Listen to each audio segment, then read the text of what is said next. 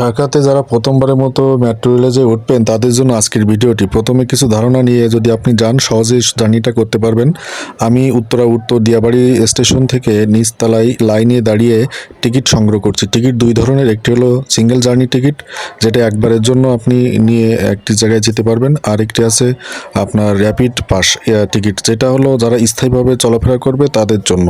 তো আপনি টিকিট কাটার পরে আপনি যে দোতলায় উঠবেন, এখানেও কিন্তু আপনার কিছু বুঝার আছে। একটি হলো লাইন 1, একটি হলো লাইন 2। অর্থাৎ আমি যে উত্তর থেকে যাচ্ছি এটা মতিঝিল যাচ্ছে। হ্যাঁ, তো আপনি আবার মতিঝিল থেকে ফিরতে চান, তাহলে আপনার লাইন 2-তে সিঁড়িতে উঠতে হবে, অর্থাৎ এই পাশে আর ও পাশে। একটি হলো এদিকে মতিঝিল থেকে আপনার উত্তরা আসছে, আর একটা হলো উত্তরা থেকে মতিঝিল যাচ্ছে। তো আমি হলো লাইন 1-এ উঠছি, কারণ আমি উত্তরা থেকে মতিঝিলের দিকে আর কি যাব। তো এখানে ওঠার পরে কিছু নির্দেশনাও পাবেন আপনি, যে মতিঝিল লেখা থাকবে উপরে। তো আপনি বুঝবেন যে এটা হলো মতিঝিল যাবে, অর্থাৎ এই রুটে যতগুলো স্টেশন আছে সেই দিকে যাবে। তো ট্রেন 8-10 মিনিট পর পর ট্রেন চলে আসবে। ট্রেন আসার পরে অটোমেটিক্যালি দরজা খুলবে, যারা নামবে তারা নেমে যাওয়ার পরে আপনাকে উঠতে হবে। উঠার পরে আপনি দরজার কাছ থেকে একটু দূরে সরে যেয়ে আপনি দাঁড়াতে পারেন অথবা বসতে পারেন।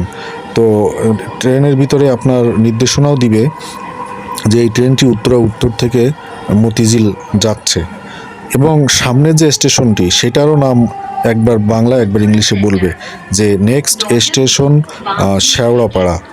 তো শেওড়াপাড়ার আপনি যদি নামেন তাহলে আপনি বুঝবেন যে সামনের স্টেশন আপনাকে নামতে হবে, এবং সামনে শেওড়াপাড়ায় যেই গাড়িটি দাঁড়িয়ে যাবে, দাঁড়ার পরে বলবে যে গেটটি বাম দিকে খুলবে বা ডান দিকে খুলবে।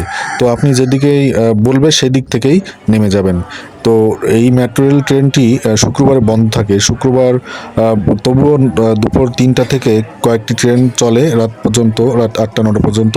আর বাকি দিনগুলোতে সকাল 7টা থেকে শুরু হয়ে রাত 9:30-9টা পর্যন্ত আপনি ট্রেন পাবেন। এই শিডিউলটি পরিবর্তনযোগ্য।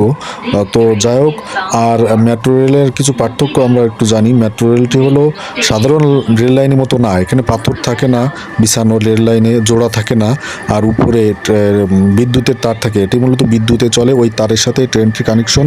তো খুব সহজেই আমরা কিন্তু ঢাকা শহরে এই মেট্রো রেলে চলতে পারি অল্প সময়ের ব্যবধানে।